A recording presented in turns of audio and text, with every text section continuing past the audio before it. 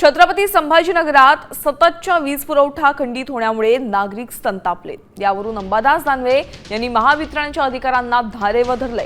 नागरिकांना त्रास झाला तर जबाबदार कोण असा सवाल करत त्यांनी अधिकाऱ्यांवर संताप व्यक्त केला।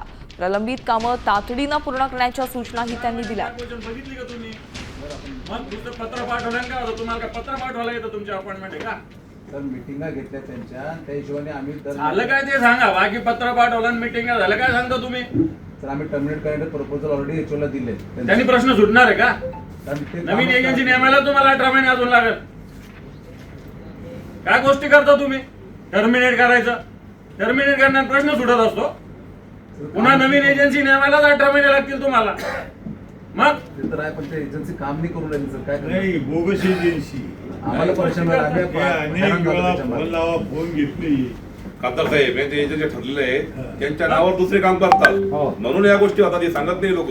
पोझिशन 4 महिन्यात काय पोझिशन, 6 महिन्यात काय पोझिशन बघितली का तुम्ही? सर आपण मग दुसरं पत्र पाठव।